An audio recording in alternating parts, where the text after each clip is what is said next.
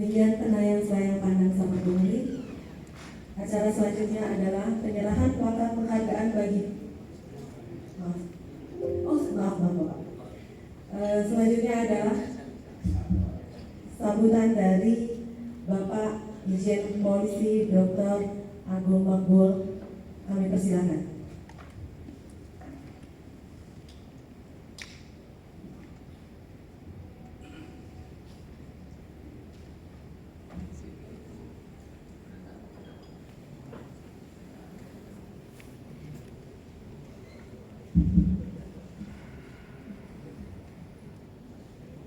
Bismillahirrahmanirrahim. Assalamualaikum warahmatullahi wabarakatuh. Waalaikumsalam warahmatullahi wabarakatuh. Selamat pagi dan salam sejahtera. Sampurasun. Yang saya hormati dan yang saya banggakan Bapak Suherman yang mewakili Bupati Garut. Yang saya hormati Bapak yang mewakili Bupati dan Wali Kota Tasikmalaya, yang saya hormati Forkopimda Garut yang dalam ini diwakili karena bertepatan dengan Tikon Pak RI 1, yang saya hormati Kepala UPP Provinsi Jawa Barat Sabar Pungli AKBP Dedi, yang saya hormati Bapak Ibu Kepala Dinas, pimpinan lembaga, organisasi, kemudian juga ormas, kemudian juga ada Ikatan Notaris Indonesia di sini. Banyak sekali saya sebutkan, ada kepala kantor BPN, kemudian juga kepala Bapenda, kepala DPRD, dan beberapa KUPP Satgas. Garut, Tasikmalaya, kemudian Ciamis, Banjar, dan Pangandaran, serta Bapak Ibu sekalian yang tidak saya sebutkan satu persatu. Tidak lupa juga yang saya hormati Ketua Panitia Bapak Yusuf selaku penyelenggara kegiatan ini sehingga bisa terlaksananya acara edukasi dan sosialisasi Perpres 87 2016 tentang Satgas Sabar Pungli. Selaku umat yang beragama, marilah kita selalu memanjatkan puji syukur kepada Allah Subhanahu wa taala atas rahmat dan berkatnya sehingga pada hari ini kita bisa melaksanakan suatu kegiatan, yaitu kegiatan sosialisasi dan edukasi masalah Sabar Pungli. Kalau Bapak Ibu lihat tadi di video ya, itu Pak Jokowinya masih muda ya, tahun 2016. Dan di belakangnya itu kalau nggak salah masih Kapoldanya Pak Irjen Pol Iwan ya, atau yang lebih dikenal dengan Iwan Bule yang sekarang menjadi ketua PSSI. Nah, Bapak Ibu sekalian, pada saat itu Pak Presiden ya, setelah dilantik, jadi Presiden kemudian merasa bahwa perlu dibentuknya suatu Satgas Sabar Pungli, maka dikeluarkanlah Perpres 87 tahun 2016. Karena apa Pak Presiden mengeluarkan Perpres 87? Karena pada saat itu atau mungkin juga sebelumnya sudah ada istilah pungli, tapi belum dikeluarkan kaidah-kaidah atau norma-norma yang berlaku, yaitu maka dikeluarkan Perpres 87 2016. Karena ini akan merusak daripada sendi-sendi kehidupan bermasyarakat, berbangsa dan bernegara yang tadi disebutkan di dalam video tadi. Pungli juga akan bisa mempertinggi biaya. Nah, struktur organisasi Bapak sekalian di dalam Perpres itu yang paling bertanggung jawab ya, dan sebagai pengendali adalah Bapak Menko Polhukam. Dalam hal ini adalah Bapak Profesor Dr. Mahfud MD. Makanya dari beliau besar ada pungli laporkan. Kemudian di bawah Pak Mahfud, ya, di bawah Pak Menko Polhukam itu ada Kasatgas Bapak Ibu sekalian. Ya. Kasatgas ini dijabat oleh Irwasum Polri. Irwasum Polri sekarang adalah Komjen Pol Kotandes Agung Budi Marioto yang dulu mantan Kapolda Jawa Barat. Sekarang beliau menjadi Irwasum. Beliau punya wakil yang Irjen Mendagri Bapak Tumpak. Kemudian juga beliau juga mempunyai wakil juga di Kejaksaan Pemuda Pengawasan. Setelah itu baru di dalam struktur itu sekretaris Saber Pungli yaitu adalah kami, dan di bawah sekretaris banyak kali di situ ada pokja-pokja. Di antaranya adalah pokja pencegahan adanya di Kementerian Kumham, Pak Nugroho. Kemudian ada lagi pokja intelijen adanya di BIN. Dalam kali ini beliau hadir di sini, Pak Kapokja intelijen, bisa berdiri. Nah, ini Kapokja intelijen. Kemudian ada lagi Kapokja Justisi dan Tindakan. Itu adanya melekat di Bareskrim, yaitu Dirkum Mabes Polri, Bareskrim Polri. Nah, setelah itu baru kita lihat di provinsi. Di provinsi kepala Saber Punglinya adalah atau yang dikenal dengan nama KUPP, Kepala Unit Penindakan Pungli, yaitu dijabat oleh Irwasda. Nah, Irwasda dalam hal ini adalah sebagai kepala unit KUPP provinsi. Sedangkan kalau di kabupaten dan kota, KUPP-nya adalah Wakapolres.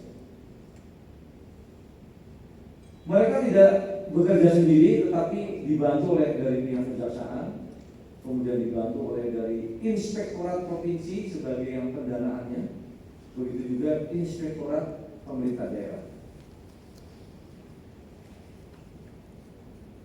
Di samping itu, Bapak sekalian, tadi kita banyak logo-logo di situ ya. Ada Polhukam, ada Polri, ada TNI, ya, ada Kejaksaan, Menkumham, ada BIN, ada Ombudsman. Nah, artinya bahwa Saber Pungli itu milik semua, ya. Bukan hanya Polhukam saja, ya. Bukan hanya Polri, tapi semua di situ ada. Kementerian Dalam Negeri, ada Kejaksaan dan sebagainya. Ini berarti kita semakin solid, kita semakin percaya diri karena semua dilibatkan di dalam struktur organisasi tersebut. Pak Jokowi mengatakan ada 3 pilar utama reformasi hukum. Yang pertama adalah penataan regulasi agar menghasilkan regulasi yang berkualitas. Di sini Pak Jokowi mengatakan bahwa penataan regulasi artinya disesuaikan lagi. Contoh soal sekarang sudah ada Undang-Undang Omnibus Law. Nah, ini menunjukkan bahwa dari 30 undang-undang kemudian dikemas, ya, kemudian dipersempit lagi, yaitu dengan undang-undang Omnibus. Di situ ada perizinan, kemudian ada tenaga kerja, bagaimana mengatur untuk mempermudah daripada regulasi yang menghasilkan yang berkualitas. Jadi tidak banyak regulasi yang mengatur sehingga mempersulit masyarakat yang ingin berusaha atau ingin berupaya melakukan suatu usaha. Kemudian yang kedua adalah pembenahan lembaga penegak hukum agar tercipta profesionalis penegak hukum. Artinya pembenahan lembaga itu ya yang tidak beres kita bereskan, ya. Yang sudah menceng-menceng kita luruskan, ya. Dalam hal ini adalah oknumnya, saya berbicara pada oknumnya karena masih banyak, saya yakin dan percaya. Kemarin saya berbicara sama Pak Bupati sampai jam 4:30 dari jam 2. Bersama Pak Dandim juga sama hadir, dan para asisten 1, 2, dan 3 serta dari pejabat-pejabat lain di lingkungan Bupati Garut ya. Nah, ini menunjukkan bahwa sangat konsen juga Pak Rudi ya, sebagai Bupati Garut membicarakan masalah situasi dan kondisi dengan panjang lebarnya dikupas habis ya. Bukan masalah politik saja, tapi masalah situasi dan kondisi, terutama masalah-masalah yang sedang berkembang di Garut, yaitu tentang masalah negara Islam Indonesia, kemudian masalah tambang emas, kemudian masalah tambang pasir, kemudian akan berakhirnya nanti Bupati tanggal 27 Januari 2024. Kenapa demikian? Karena posisi saya sekarang adalah staf ahli Menko Polhukam di bidang ideologi dan konstitusi. Jadi Pak Menko itu dibantu dalam kerjanya oleh 5 staf ahli. Nah, salah satunya adalah kami sebagai staf ahli di bidang ideologi dan konstitusi. Kemudian juga kemarin datang juga staf ahli di bidang lingkungan hidup, ya, Bu Asmati, dalam rangka untuk membenahi dan memberikan masukan kepada pemerintah daerah baru. Kemudian yang ketiga adalah membangun budaya hukum untuk menciptakan budaya hukum yang kuat. Nah, budaya hukum ini salah satunya juga antara lain adalah budaya-budaya yang kurang baik, ya, budaya-budaya yang akhirnya menjadi mahal. Itu kita pangkas, kita berikan, menciptakan budaya hukum, yaitu kalau istilah kita ambil istilah Pak Menko Polhukam itu adalah ingin menciptakan kota bebas dari pungli menuju zona integritas WBK dan WBBM. WBK itu adalah wilayah bebas korupsi, WBBM itu adalah wilayah bebas bersih melayani. Kemudian berikutnya prioritas reformasi hukum. Kalau tadi adalah 3 pilar utama, sekarang reformasi. Yang urutan pertama adalah pemberantasan pungutan liar. Itu di urutan pertama. Inilah yang kita sosialisasikan dan kita edukasikan kepada baru sekalian. Berarti kalau di urutan pertama itu yang paling disentuh, ya, yang paling harus menjadi fokus untuk reformasi hukum. Nah, pemberantasan pungutan liar ini tentunya banyak dilakukan oleh pelayan-pelayan publik ya, yang pemerintah tetapi tugasnya memberikan pelayanan kepada masyarakat.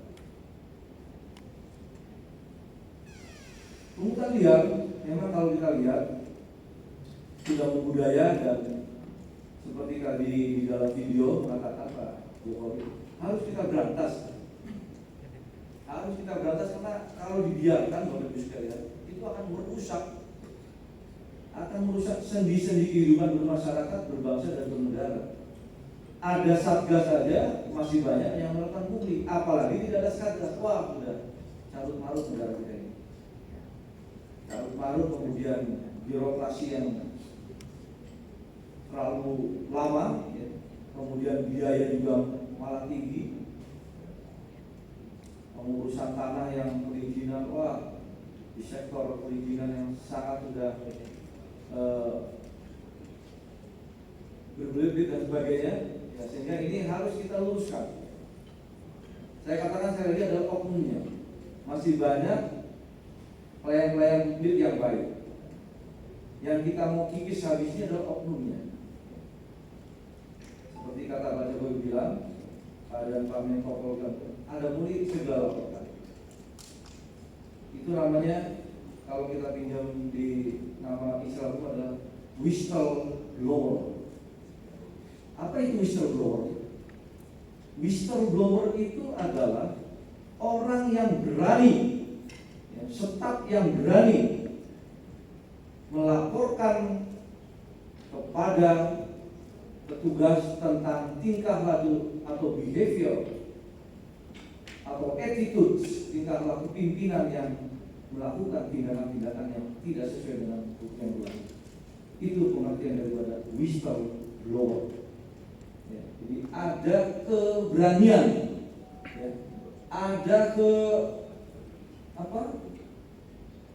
ada keberanian mental untuk memberitahukan bahwa pimpinan saya ini keterlaluan sekali. Dia sedang mulai mempungli, dia sedang, itu harus berani. Dan keberanian itu kita akui. Kemarin contohnya di Kabupaten Bandung ada seorang pengawas pendidikan, Pak, ya, Pak Bupati atau yang wakili, itu menjapret kepala sekolah, Bapak Ibu sekalian. Menjapret kepala sekolah. Ada yang 10 juta, ada yang 5 juta, ada yang 7.500.000. Ada seorang kepala sekolah yang berani melaporkan kepada Satgas Saber Pungli. Kepala sekolah bisa, Bapak kan lagi megang HP kan? Nah, silakan di Google, Mbak Google, OTT Saber Pungli pengawas sekolah Kabupaten Bandung, akan keluar itu. Dia minta berapa? 10 juta, Pak. Pancing, kasih gitu. Kasih kepada pengawas itu.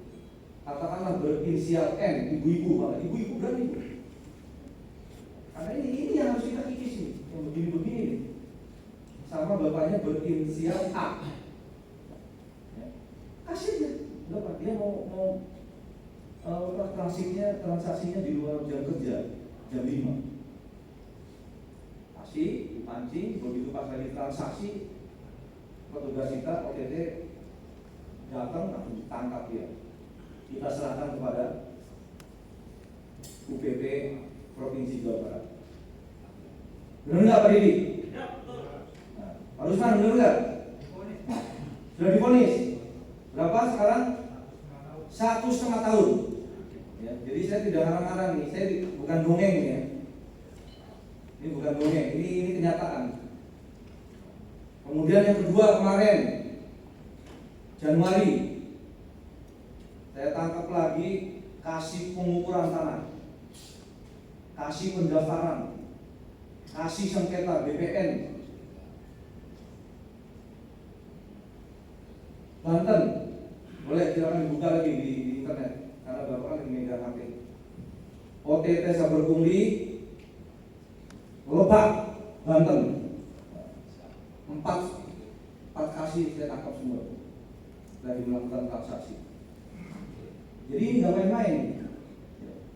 Saya bilang oknumnya ya, bukan institusinya, oknumnya. Ya, tulis di situ di HP, Bapak kan megang HP ini. Ya. OTT Saber Pungli Lebak, Banten. Ya. Kasih 4 kita tangkap semua. Kemudian di Kuningan, ya, sama juga.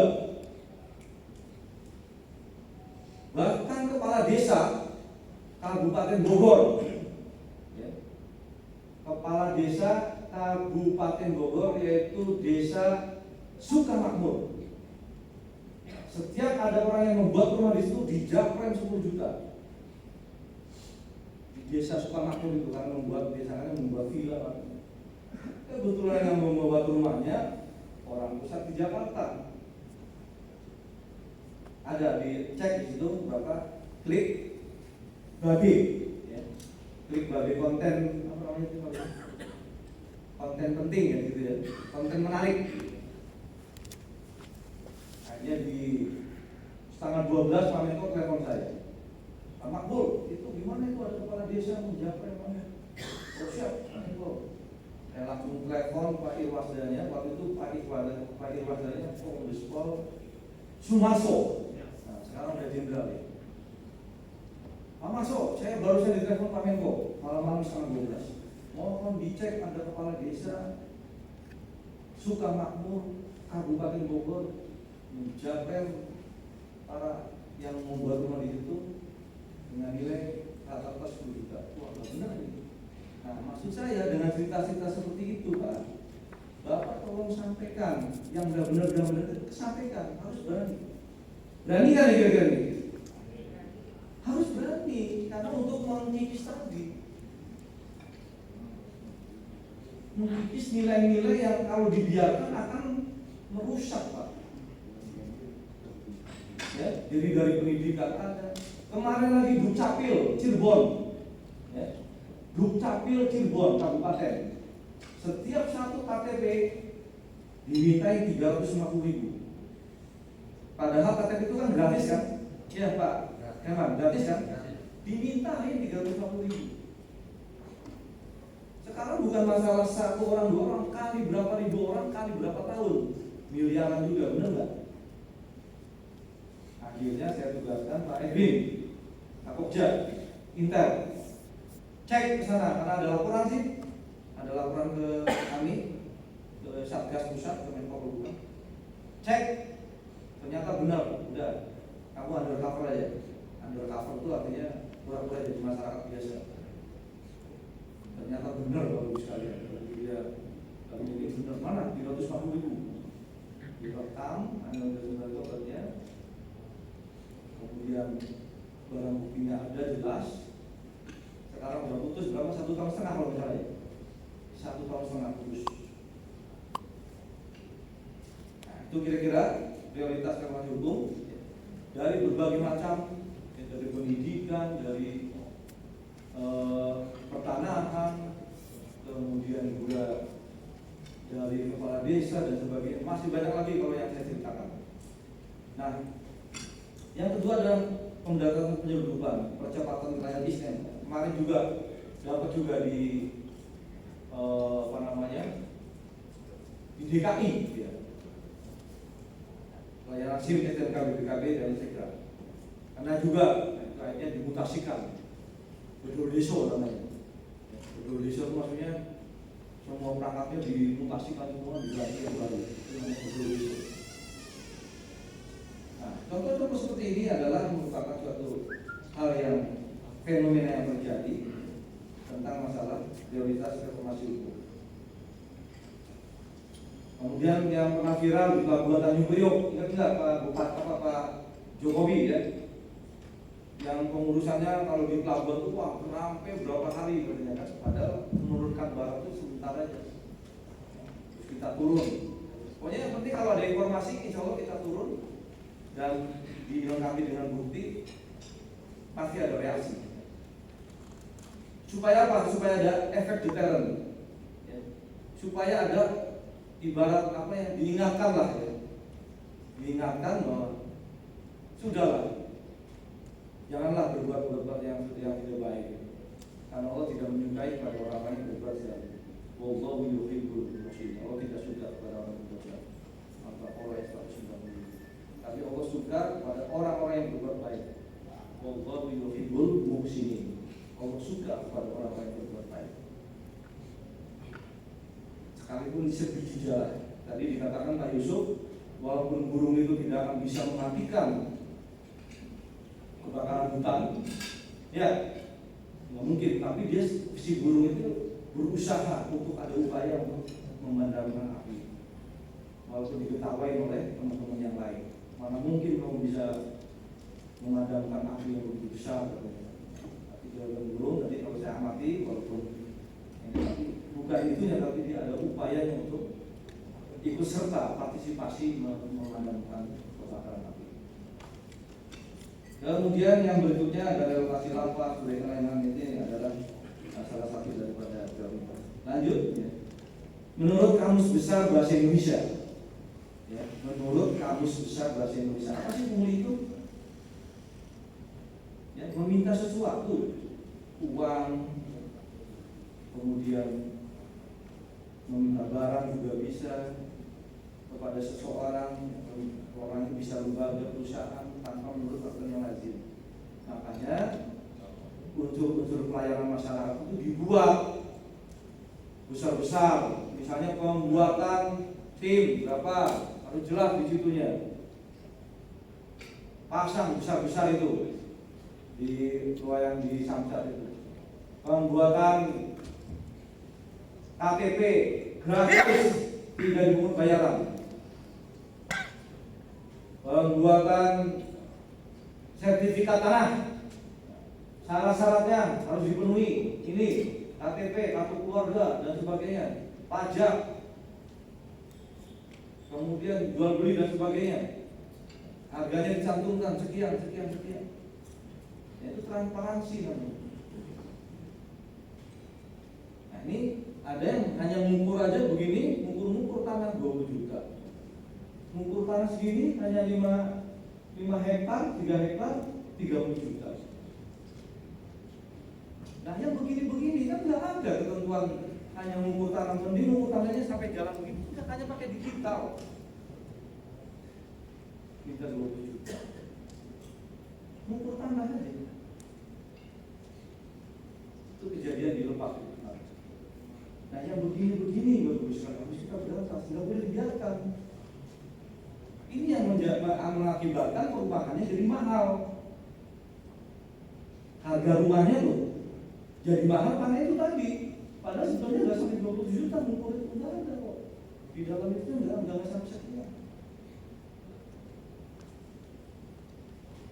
Bahkan ingin menjadi keluar sertifikat minta tanah lagi. Saya nanti minta sebidang tanahnya atau minta 1 kaki. Nah, kalau Bapak Ibu tidak ada keberanian melapor, dia akan merajalela Bapak Ibu sekalian. Karena tidak ada yang berani mau melapor kepada petugas. Misalnya petugas dari Kabupaten tidak mempan, laporkan lagi ke provinsi. Ini ada orang di sini, ada Pak Didi, ada Pak Rusman yang duduk di depan. Enggak lagi mempan di provinsi, laporkan ke saya ke Polhukam. Pak, saya sudah lapor tapi 1 bulan tidak direspon. Misalnya ya, Pak, saya sudah lapor ke provinsi juga tidak direspon, Pak. Udah lapor saya, Pak. Di MB 15, Merdeka Barat 15, Jakarta Pusat, Sabrokuli, Sekretaris Sabrokuli. Dilengkapi dengan data-datanya, jangan lupa supaya jangan menimbulkan fitnah. Seperti itu, harus berani Pak. Sudah, tenang aja, didukung oleh Pak Jokowi kok. Sudah jelas, makanya saya sengaja tadi memutarkan video itu supaya Bapak ada greget gitu loh.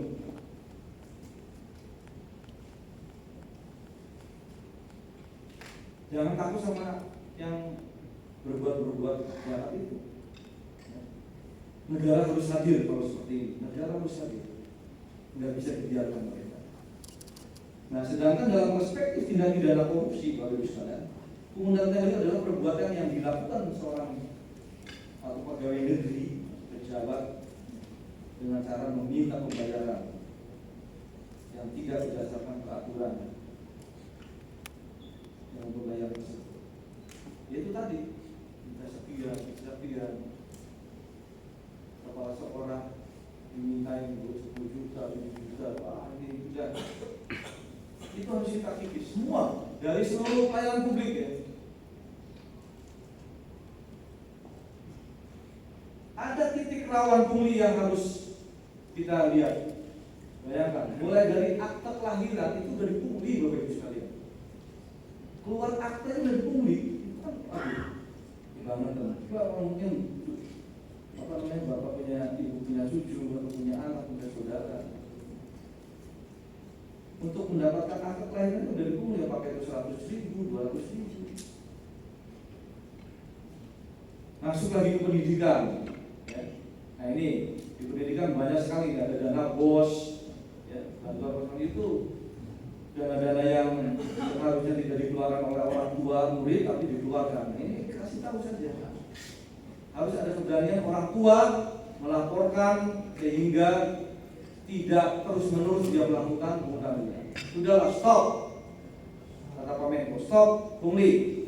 Ada pungli segera lakukan. Banyak hal di pendidikan gitu ya. Di bidang pendidikan banyak sekali yang beli itu, beli ini dan sebagainya dalam pembangunan. Bapak atau ibu selaku orang tua atau mungkin kakek, nenek. Karena saya juga sudah jadi kakek saya sudah punya cucu. Alhamdulillah sudah punya satu laki-laki. Tinggalnya di Batin. Kemudian perizinan, darat, laut, udara, perizinan di pelabuhan, perizinan di sektor darat, udara, dan sebagainya.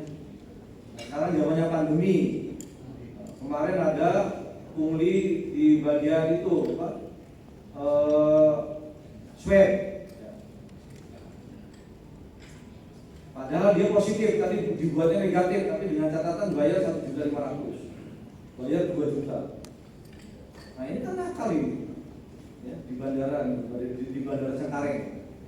Nah, padahal dia positif, tapi dibuatnya negatif karena dia pengen terbang. Itu dia bermain sama orang anunya nih, sama si oknumnya nih, oknum di bandara ini. Kan kasihan jadinya penumpang yang ada di pesawat itu bisa kena semua nanti kayak COVID-nya atau sekarang Omikron, antigennya dijual belikan seperti itu. Mencari pekerjaan begitu juga sama. Kalau tidak kenal, tidak sayang, kemudian tidak ada angpau, tidak bisa masuk.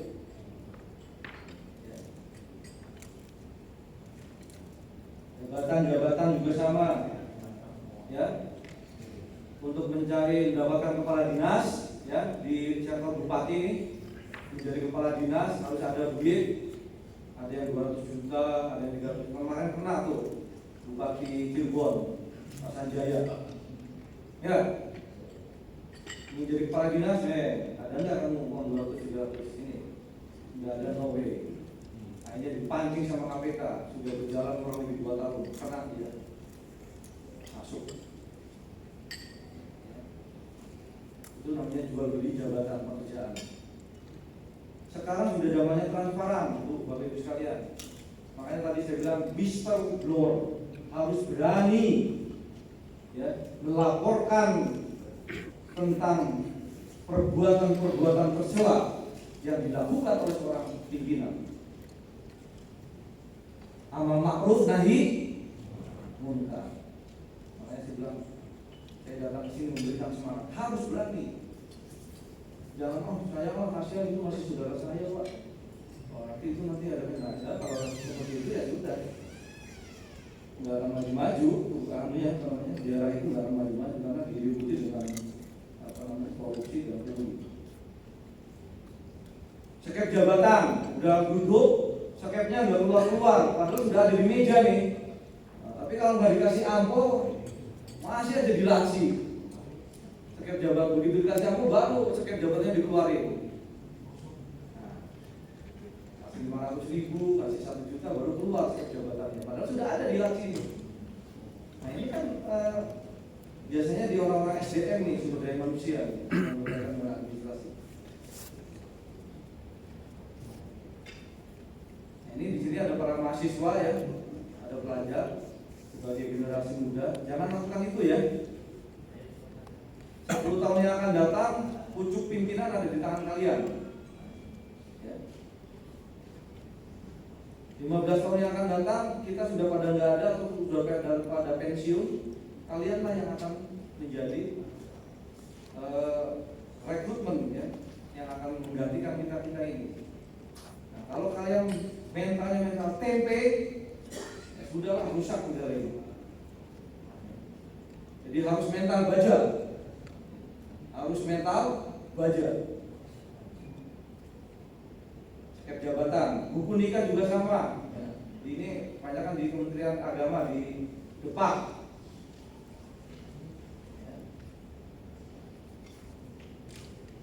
Surat pensiun, udah pensiun pun masih juga, udah keluar pensiun masih dipersulit juga. Ini adalah semuanya adalah titik rawan pungli. Bahkan yang lebih tragis lagi, Bapak Ibu sekalian, sudah meninggal, ya, itu masih dipungli juga. Tuh, karena ada apa ya? Karena ada asuransinya. Nah, itu kan tragis itu, Pak. Udah itu dosanya udah jatuh di mana ini orangnya? Makanya harus berani untuk memberikan melaporkan kejahatan-kejahatan yang memang zalim, perbuatan yang jahat yang harus kita kikis habis. Kata Pak Menko, katanya ada 7 klarifikasi tentang ini. Yang pertama adalah kerugian negara, kerugian kebijakan negara, penggelapan jabatan, pemerasan, perbuatan curang, atau kemudian konflik of interest, ya, ada kepentingan setelah gratifikasi. Nah, kenapa Pak Menko selalu menurunkan? Karena Pak Menko adalah selaku pengendali dan penanggung jawab. Keberadaan saya di Garut, Pak Menko tahu. Tadi sepertinya juga pagi-pagi telepon ke saya. Izin Pak, saya ada di Garut. Dia Pak Menko tadi nanyakan. Dan sangat kecil apabila staf-stafnya memberikan sosialisasi edukasi supaya kita menjadi negara yang clear and clean, yang bersih dari bebas korupsi dan pungutan liar. Nah, bagi pegawai negeri ya, yang melakukan pungli itu bisa dikenakan pasal 423 KUHP. Ya, saya ulangi nih. Bagi pegawai negeri yang dengan maksud menguntungkan diri sendiri, melawan hukum, menyalahgunakan kekuasaan, memaksa orang, ya, menyalahkan sesuatu, melakukan perbuatan, ya, itu dipidana 6 tahun, bisa dijerat KUHP. Sedangkan di pasal 368 adalah dengan kekerasan, memberikan suatu barang, mengintimidasi, tapi juga sekaligus dengan ya pemerasan aja lah, meras, ya, diancam, diperas dan sebagainya. Segera laporkan. Kita siap untuk melayani masyarakat kepada oknum-oknum yang selalu melakukan perbuatan-perbuatan dan harus kita hentikan. Di dalam agama juga, apabila kita melihat perbuatan zalim, maka dilakukan dengan fisik, kan gitu Pak ya. Apabila tidak berani dengan fisik, dengan lisannya, katanya. Tetapi apabila lisannya juga tidak berani, yaitu dengan diam. Nah, untuk saber pungli itu 70% adalah kita lakukan pencegahan daripada penindakan. Contohnya gini, pencegahan itu ya. Misalnya Bapak, Ibu memberikan surat laporan lah ke saya ya, ke saber pungli di pusat. Pak, di lingkungan kami ini ada oknum yang bernama ini sering melakukan pungli loh Pak, buat diperas masyarakat dan sebagainya. Nah, saya akan membuat rekomendasi kepada pimpinan Bapak, ya, kepada pimpinan yang oknum yang sering melakukan. Misalnya BPN, Pak. Ya, misalnya di BPN. Pak, ini padahal persyaratannya semua sudah lengkap Pak, tapi masih saja Pak belum dikeluarkan surat sertifikatnya. Padahal sudah sampai setahun Pak, sampai 2 tahun nggak selesai Pak. Nah, boleh. Kirim surat, saya akan teruskan, saya buat rekomendasi kepada Pak Irjen BPN ATR Pak Sundrizal. Kenal baik Pak Sundrizal dengan saya. Kemarin kejadian di Kerawang, ya, sudah ada konsumen yang sudah bayar sekian masih belum juga selesai. Kasihan konsumen ini. Lapor ke Polres Kerawang sudah diladeni, lapor ke provinsi enggak juga direspon. Akhirnya dia langsung lapor ke saya Pak, ke NB15 Merdeka Barat. Pak Haji siapa namanya? Ilham kalau Pak, ini Pak gimana Pak, sudah 5 tahun saya yang dari urus Pak, padahal uang sudah habis 2 miliar Pak. Ya sudah, Bapak laporan aja ke pos laporan, saya tungguin. Terus langsung di situ saya buat rekomendasi kepada Pak Sundrizal. Dengan laporan tadi dibuktikan dengan tampilan-tampilan ini ya, datanya. Langsung diterima, saya telepon dulu Pak, mohon izin Pak Sundrizal, ini ada laporan nih. Iya Pak, silakan Pak. Buat aja resmi Pak, nomor dari Polhukam dan sebagainya. Oh, iya, Pak. Langsung seminggu turun tim 3 orang ke Kerawang. Ya, boleh kalau menurut saya, kalau ada yang BPN di sini, silakan turun tim 3 orang ke Kerawang untuk menyelidiki kasus ini. Periksa semua itu, mulai dari kepala BPN sampai dengan kasih. Kemudian saya ikutin masuk ke pengadilan Pak. Kalah dia, BPN kalah. BPN kalah, kemudian sekarang lagi banding. Jadi saya ikutin terus itu, kasusnya. Jadi gak main-main, saya memberikan rekomendasi benar-benar langsung ke eselon 1, karena saya juga eselon 1. Tanggapi benar. Nah itu kira-kira, jadi artinya di dalam konteksnya sanksi itu ada dua, sanksi administratif dan sanksi KUHP. Kalau sanksi positif ini tadi yang balik lagi. Nah, kalau yang sanksi pidana ini, tetapi kalau yang sanksi administratif bisa mutasi, bisa demosi, bisa menjabatan. Ya, jadi si yang bersangkutan tidak diberikan jabatan. Ya, bisa mutasi ke Papua atau ke NTT, ke Maluku. Ya, dari rekomendasi saya ini. Atau bisa juga non-job itu lebih sakit lagi. Sudah eselonnya tinggi tapi tidak ada jabatan, kasih kontrak waktu aja di kantor. Ini tidak jelas, tidak ada disposisi tidak ada disposisi dari pimpinan. Nah itu lebih sakit lagi. Karena apa? Tidak diberikan jabatan kan atas perbuatan sendiri. Kalau bisa tidak sampai seperti itu lah. Jadilah manusia itu yang berguna bagi masyarakat, bagi orang. Khairun nas, sebaik-baiknya manusia adalah bermanfaat bagi kehidupan dari masyarakat yang lain. Jangan menjadi troublemaker. Setiap ada keberadaan kita di situ malah menjadi suatu keberadaan kita di situ, di lingkungan RT, di lingkungan keluarga, di lingkungan pekerjaan, di lingkungan malah menjadi troublemaker, menjadi pembuat masalah. Jangan seperti itu. Jadilah khairun nas.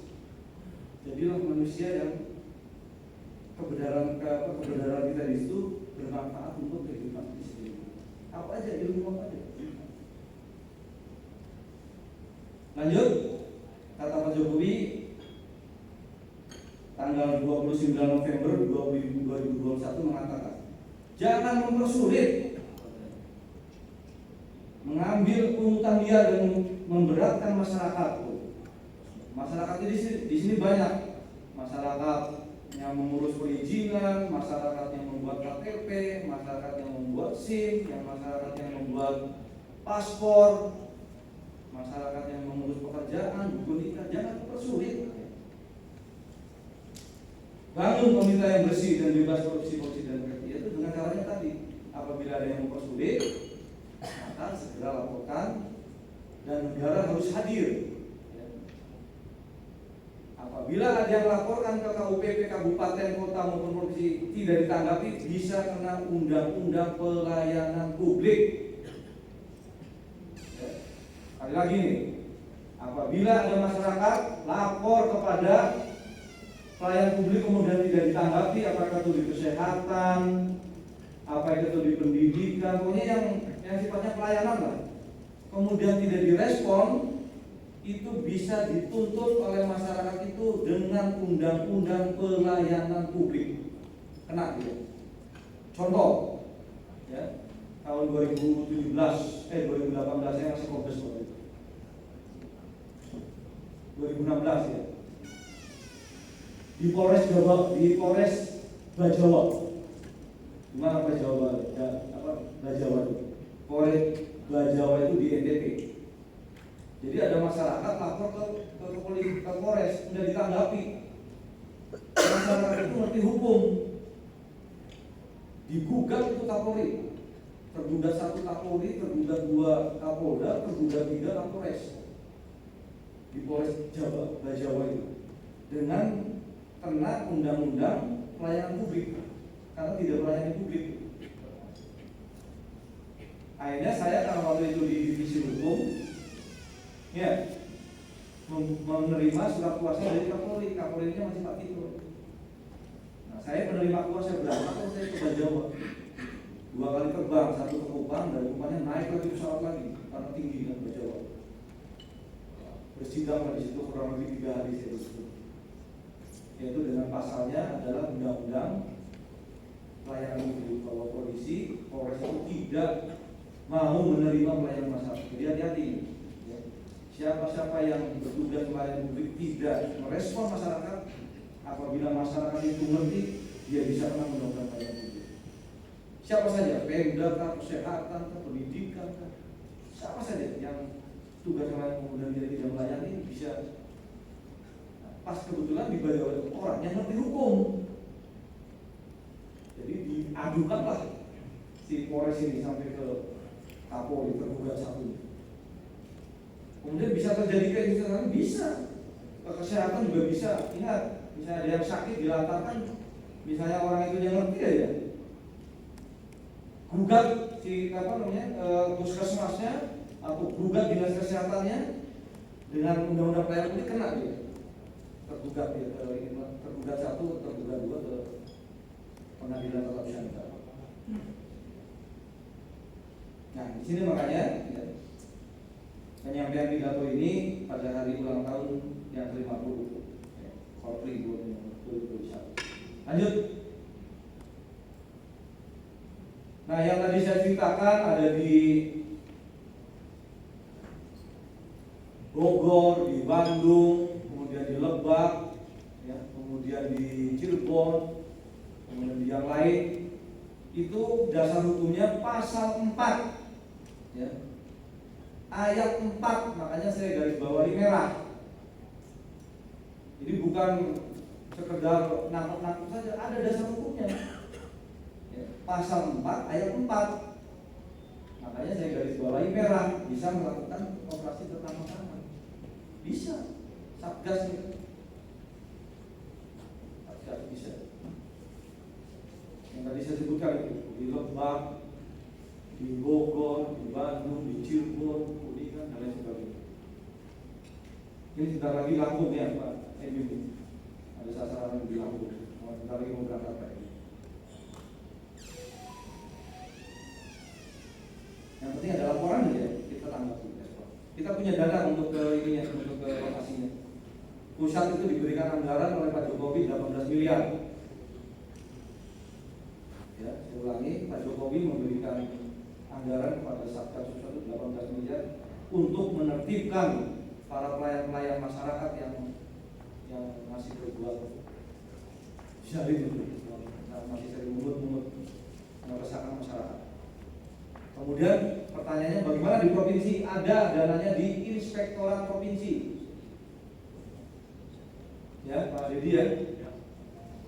Bagaimana di kabupaten kota? Ada di Inspektorat Pemerintah Daerah. Nggak tahu di Garut dapat berapa ini? Mana Pak? Yang mana? Inspektorat dari Garut siapa? Ada yang hadir nggak?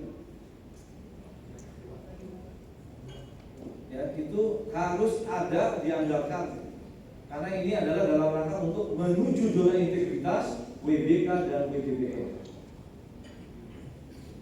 Kemarin saya ke Kota Waringin Barat, Kalimantan Tengah. Kota Waringin Barat tuh wali kota ya, itu anggarannya 2 miliar untuk Saber Pungli, hampir sama dengan Provinsi Jawa Barat. Provinsi Jawa Barat berapa Pak Dedi? 3,2 miliar Provinsi Jawa Barat. Sedangkan dia kabupaten aja, Kota Waringin Barat menganggarkan itu sampai 2 miliar. Kalimantan Tengah. Nah, nggak tahu di Garut berapa nih? Ya. Kemudian di Ciamis juga berapa, di Tasik juga berapa. KUPP-nya tolong tanyakan ya. Ada yang mewakili KUPP dari Tasik, Ciamis? Ya Pak asisten apa namanya Pak Herman. Nggak tahu anggaran di Garut berapa untuk UPP Garut Kabupaten Garut? 260. Nah, 260 juta. Kalau bisa ditambahkan lagi lah. Buat baligo-baligo tadi kan ada tuh contohnya, buat baligo di jalan-jalan yang strategis, buat logo-logo di ya bukan Garut aja lah, di Tasik juga. Dan wali kota Tasik ya, siapa ya?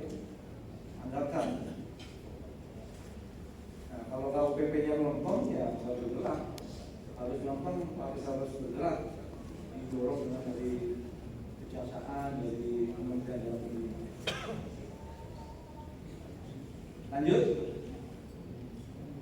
Nah, ini data aduan ya. Ada SMS, ada surat, ada email dan sebagainya. Ya. Dari 2016 sampai 2022 banyak sekali pengaduan-pengaduan.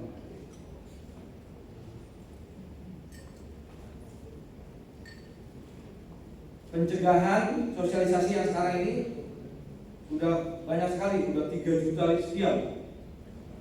Ya, berarti kalau dengan sekarang itu 3.521.330 dengan hari ini. Intelijen juga banyak, justisi juga banyak. Kemudian tersangkanya 67.000 orang selama 5 tahun. Barang buktinya 325 miliar sekian. Ini diglobalkan semua karena berdirinya Satgas sejak Oktober 2016. Nah, upaya bersama juga pungli, sistem birokrasi, ya, komitmen kepala daerah. Kalau yang kepala daerah tidak komitmen, yang seperti saya sebutkan ya sudah di OTT. Seperti yang tadi saya sebutkan, itu sudah ada 321 kepala daerah. Ya, sudah ada 321 kepala daerah mulai dari gubernur, bupati dan wali kota yang sudah digaruk oleh KPK. Ya. Terus aktif penegakan hukum. Nah, ini nomor 5 nih, peran serta masyarakat dalam mengawasi pemerintah. Nah, termasuk hari ini penyelenggaranya Pak Yusuf. Mana Pak Yusuf? Ya, penyelenggara hari ini termasuk salah satu peran serta masyarakat. Ya. Ada keinginan masyarakat di Kota Garut ini pelayan publiknya bersih. Akhirnya mengirim surat ke saya. Saya bilang oke, saya bisanya tanggal 18. Ya, sambil saya ada juga ada mau diperintahkan Pak Menko Polhukam untuk mendatangi Pak Bupati, Kapolres dan Dandim. Siapa? Ya, nggak apa-apa Pak, hari 18 juga. Akhirnya terselenggarakan hari ini, makanya saya bilang terima kasih kepada Pak Yusuf selaku peran serta masyarakat ya, dalam rangka mengawasi pemerintah. Bentuknya adalah sekarang ini adalah edukasi dan sosialisasi. Dan kemarin saya cerita sama Pak Bupati ada sekitar 800 LSM di Garut. Ya bagaimana? Luar biasa juga. 800 LSM. Wah, yang benar Pak Bupati, iya Pak Jenderal. Banyak sekali 800 itu. Ya itulah Pak katanya. Kata Pak Rudi. 800 LSM. Itu apa aja kerjanya sebenarnya? Ya itu Pak, ngapain Pak? Nah, kalau yang LSM-nya benar nggak apa-apa, tapi kalau yang mencari-cari kesalahan, pokoknya kalau kitanya tidak melakukan perbuatan melanggar hukum atau enrehmater, ya ngapain takut walaupun LSM jatuh juga? Kenapa mesti takut? Kalau kitanya benar ya. Tapi kalau kitanya intervensi diri salah, ya didatangi SPM ya takut aja jadi ATM gitu. Nah ya, kalau kamu udah ngasih saya bongkar gitu. Ya ketakutan lah para kepala dinas.